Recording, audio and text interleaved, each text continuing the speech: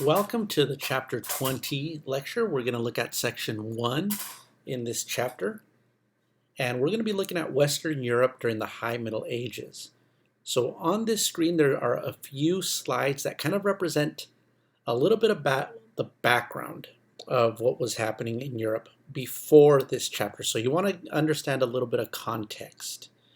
So what we see in the Middle Ages is Europe after the fall of the Roman Empire. That picture in the bottom corner shows you the Western Roman Empire as it was being invaded throughout the centuries before the fall of Rome, before the year 500.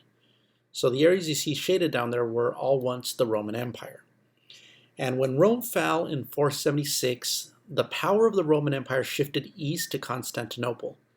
And in the West, you started seeing different invaders create succession states. The Visigoths, the Ostrogoths, the Lombards, the Franks, the Angles, the Saxons. And so during this period, Europe experiences a decline. The population had decreased in a lot of cities. A lot of cities had been virtually abandoned. And Europe entered a period of decline that lasted several centuries. But there were significant developments during this time, and one of these that you see pictured up here at the top in one of the pictures is the baptism of the king of the Franks, Clovis. When Clovis converted to Christianity, the rest of his people, the Franks, which were the descendants of the modern France, also became Christians. They began to spread the religion further than the boundaries of the Roman Empire. Other significant events that had taken place was the crowning of Charlemagne in the year 800, which is pictured on the bottom. That's also Charlemagne there holding the orb and the scepter. And that kind of solidified an alliance between religion and rulers in the early Middle Ages. Another thing you see in this picture are the Viking longships. So during the 800s and 900s, Scandinavian Vikings launched a series of raids throughout Western Europe. And it became easier for people in Europe to defend small territories against Viking invasions than to try to create a centralized empire like the Romans once had, because they didn't have the trade or the money to do it the way the Romans did. And so instead of having a large empire, it just became easier to deal with outside threats by focusing on smaller territories. So that's the background to this chapter. So when we start this chapter, what we're going to look at are the High Middle Ages, how this is going to transition after about the year 1000. So what we look at is the Roman Empire in the West fell in the year 476. So for about 500 years, Europe is experiencing this relative decline. So now you're going to prepare for note-taking. You're going to create a spice chart, and when you're ready, you can continue the presentation. You can hit play. So take up an entire page for your spice chart.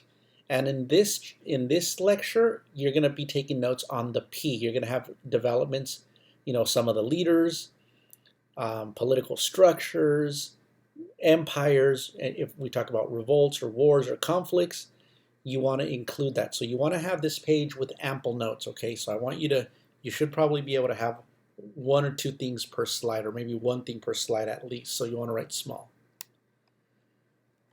So section 1 is about the establishment of regional states. And in the early Middle Ages, we had this first map here on the left. Like I told you before, the people who took over after the Roman Empire, the Franks, the Lombards, that area in purple, the Byzantine Empire, that was actually still the Roman Empire. And I told you this before, we call it the Byzantine Empire, but they were still the Roman emperors governing out of Constantinople. What we're going to see during this chapter is the formation of some of the countries you recognize today, like Ireland or England, Norway, Sweden, Denmark, France, Portugal are on this map. Hungary, Poland, and some that we don't have anymore, but you're beginning to see them take their shape. Okay, so that's what section 1 is about, is the political developments in Western Europe after the Middle Ages. And what's going to spark this is going to be an increase in trade, and an increase in wealth is going to lead to the formation of these states. So the first significant state that you should know is the Holy Roman Empire, which was a lot of things, except it was not three things. It wasn't holy, it wasn't Roman, and it wasn't an empire. And what I mean by that, it wasn't holy because it was not under the control of the church. It wasn't Roman because it wasn't Roman in structure or in language. It was formed by Germanic people. And it wasn't an empire. It was a large state, but like you see in this map, every color represents a different leader. So that it was divided into a decentralized structure of smaller princes and dukes under the nominal control of an emperor. What nominal means is in name. Okay? So this empire was fashioned by Otto I. And this was an attempt to build an empire, but one of the things that we see early on is how the interference of the church is going to get in the way of preventing a large-scale empire from developing. So in today's world, the Holy Roman Empire is what today would be considered Germany and the Netherlands, Belgium, and then parts of Denmark. So, but like you see in this picture, right, it was decentralized, and some of these dukes and some of these small princes often competed with each other. But they also competed with the authority with the church. So another characteristic of the Middle Ages was the power of the church. And in the early Middle Ages, when the Roman authority fell in Rome, the popes kind of became the de facto rulers of a lot of Western Europe and the political leaders. But as wealth grew, kings and princes wanted to establish their own autonomy. And so the church got in the way of them really establishing authority. And that was seen in one example of the investiture contest, when the Holy Roman Emperor Henry IV clashed with Pope Gregory VII over the appointment of members of the church. Traditionally, the Pope is the person who got to appoint people to religious positions in all the different lands of Europe that were under the Catholic Church's influence. When the emperor wanted to choose these positions, the Pope intervened, saying, no, this is my realm, this is my domain. And because it wasn't just religious leaders at the time were also political leaders. They also had influence. They played the roles of advisors in the courts, treasurers, diplomats. And so if you're a high-ranking member of the clergy, you're going to have a lot of power. And so by these rulers being under the influence of the Pope, it limits the power of the kings or the princes of the Christian lands from really establishing a lot of authority. And so the result of this investiture contest is that Henry was excommunicated. And the Pope basically told his subjects, because the king doesn't want to listen to me, you don't have to listen to him. And it freed his subjects from having to obey him. Now, eventually, Henry gains control of his country again, but this became a pattern of conflict between popes and kings. And another one of those examples was seen with the Emperor Frederick I, Frederick Barbarossa, who wanted to extend the Holy Roman Empire's reach into northern Italy, into the region of Lombardy. So wanting to take land in northern Italy would have given him control of the resources, economic resources, to really establish power over all the other little princes of the Holy Roman Empire. Okay, one of the reasons why it became hard for an emperor to establish control is because a lot of these princes were wealthy, and wealth brought you you could hire soldiers and people and influence. They controlled trade along the rivers that transverse Germany. So they, and this is why if you ever go visit Germany and you take a cruise down the Rhine River, you see tons of castles, because those were set up as places to control trade and to force ships to pay taxes to go through. Him controlling the lands in northern Italy would have given him the resources to bring all these people under control and really establish an empire. But again, the Pope intervened. And so the popes kept the Holy Roman Empire from developing into a powerful state. outside of the Holy Roman Empire, we also see the formation of strong monarchies developing in France. And it starts with the Capetian monarchies, the descendants of Hugh Capet. And so there you see Hugh Capet holding the scepter that represents the hand of justice in that painting. And so this was the land that eventually becomes France, and this becomes the French monarchy eventually. When the last of Charlemagne's descendants, the Carolingians, when Charlemagne had died, his sons had split up his kingdom. So that land that was the kingdom of the Franks broke apart into smaller principalities, like you see in this picture. Originally it was 3, but then it goes into other territories, counts and duchies. So when the last of the Carolingians died, the nobles of France, of that region, appointed Hugh Capet as the king. And he really wasn't strong because he wasn't as rich or as powerful as some of the other retainers that had him. But they chose him to administer justice throughout the kingdom. But his descendants over the next centuries are going to build a stronger monarchy and eventually create a centralized monarchy in France. In England, we see a different story, and it starts with the Normans. The Normans, the word Norman comes from Northmen. And the Normans were the descendants of the Vikings that raided in the 800s and the 900s. A little side note, if you've ever watched the show Vikings, that's what that story is about. The show Vikings is about the Viking raids, but one of the brothers in the show wants to eventually settle and get farmland. Right, because that's what the Vikings were originally seeking in Europe, were warmer climates and more temperate lands for their growing population. So that land in northern France there is called Normandy.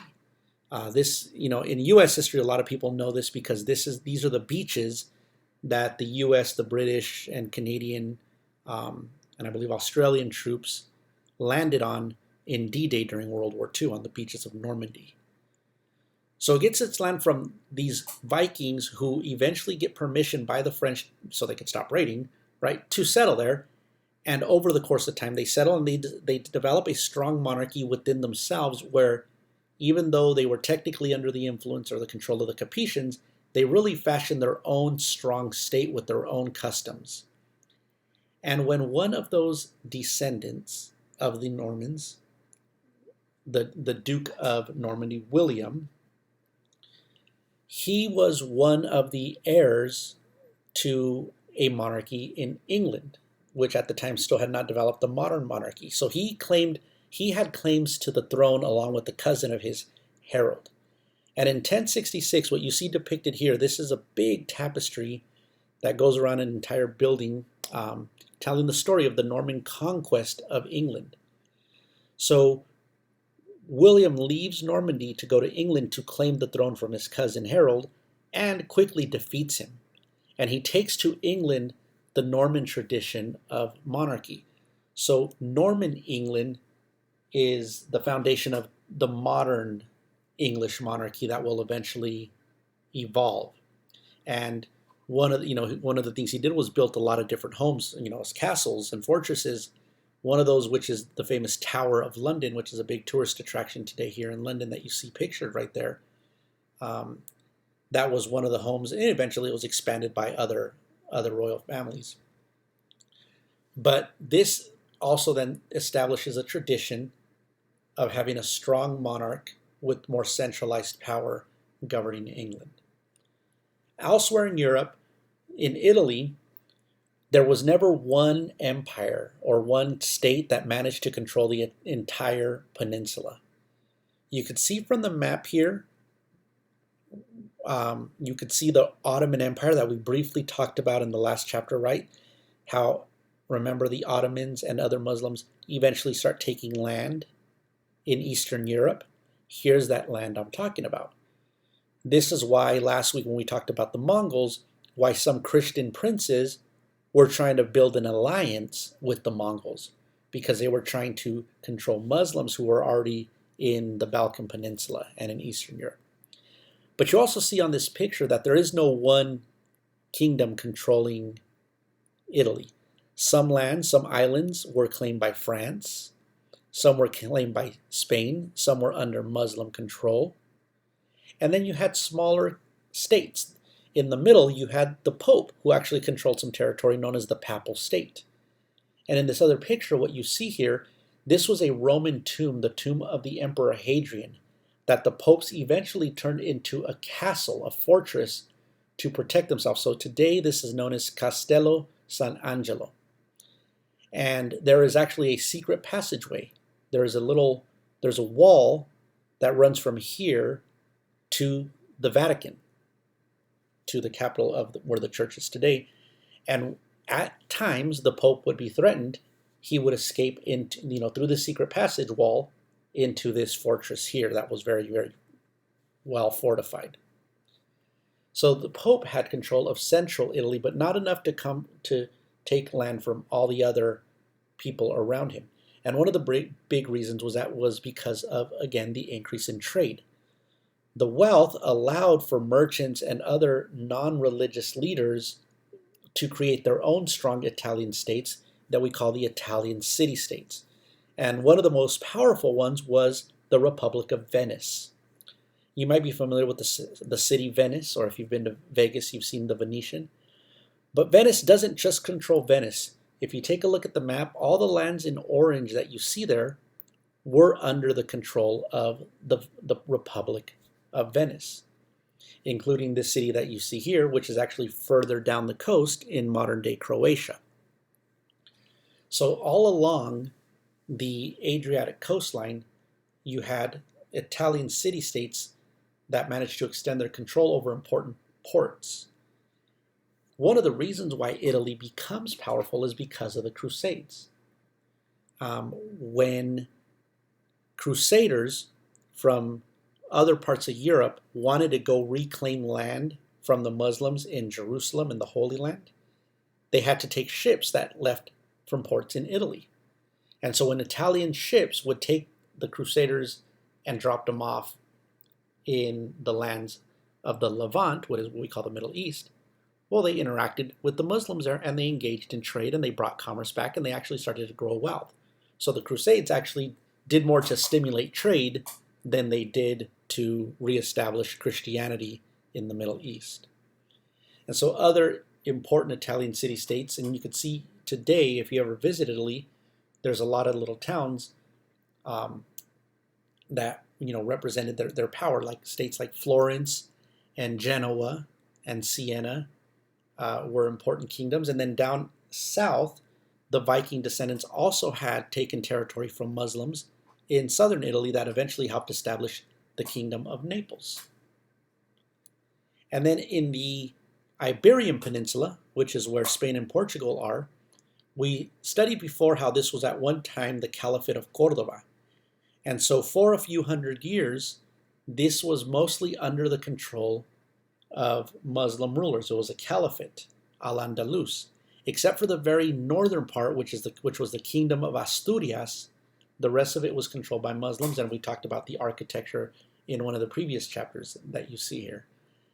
But Christian kings start to become a little bit more wealthy, and they eventually embark on a series of campaigns to drive the Muslims out of Spain and back across the Strait of Gibraltar into North Africa. And so some of these were the Kingdom of Portugal, the Kingdom of Aragon, the Kingdom of Castile. And you can see from this map here that by the 1200s, what we see is just the Kingdom of Granada remaining a powerful Muslim state on the Iberian Peninsula.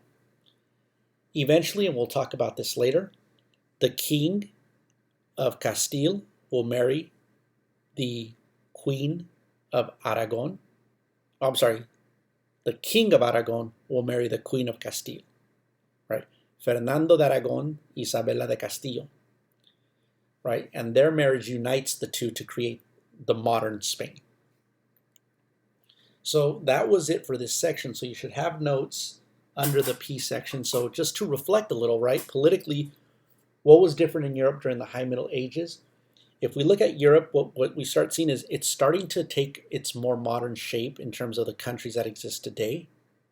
The monarchies are starting to get stronger because they are beginning to develop a little bit more wealth. You're still relying on the alliance with the local nobles, with the lord-retainer relationships that took place in the early Middle Ages. But it's also different from what we've studied in the Islamic world and in China, where you had strong centralized monarchies, right? It was very easy to study China because we look at one entire dynasty. And here in Europe, it's a bunch of little states that keep shifting borders because the rulers are trying to take territory. But nevertheless, this becomes an alternative way of organizing states at this time other than having centralized rule. So it's going to follow more along the lines of what you saw in India. Okay, so that is it for this lecture. In the second lecture, I'm going to go over the economic and social development. So make sure that you continue to take notes on the spice chart. All right, so hopefully this helped the chapter make more sense. Okay, I'll see you in the next lecture.